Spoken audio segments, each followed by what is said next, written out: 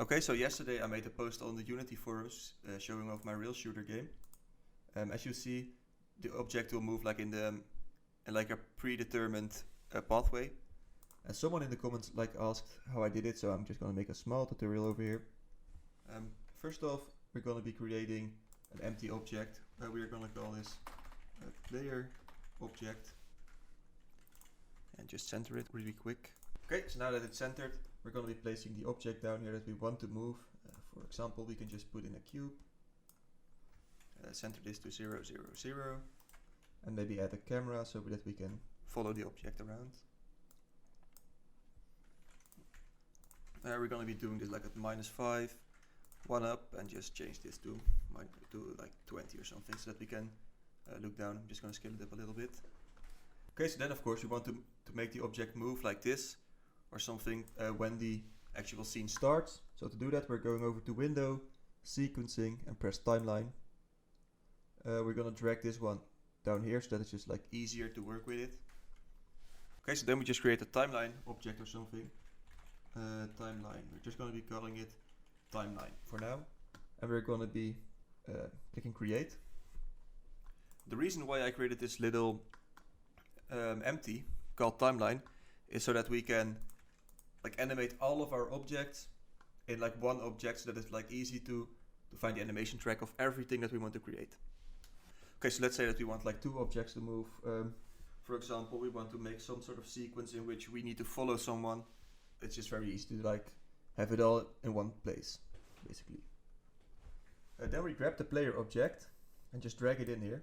It will give us 4 options: activation track, add animation track, add audio track, or add signal track. For now we're going to be using the animation track because we want to animate the object. I'm also going to add a little object in here so that we can see where our object is moving, because if we just do it now, you won't see the move. So I'm going to place this object at C11, and I'm also going to lock the timeline. So when I just click another object, that will just make it easier. The game object will not move, or this will not change. Okay, so now that we have started animating, of course we need to press the record button and create a keyframe. The way I usually do this is just by changing up the one value from 1 and then back to 0. So now it's just created a keyframe, as you can see. We want to make the object move I think 10 points in 5 seconds. So we just scroll this one over to 5, as you see here, 5 seconds. Okay, and then we change the Z value to 10. So now you see that it's moved. Well, as you might see right now, if I scroll like this back, you will see that it moved. You see that the object is moving. So now if I press play here, I can just check it out real quick. It's a little slow, but it's just to get across how it works.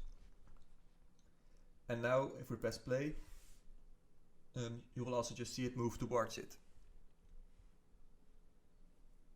Like so. Okay, but now you might ask, why did you put the cube inside this empty object?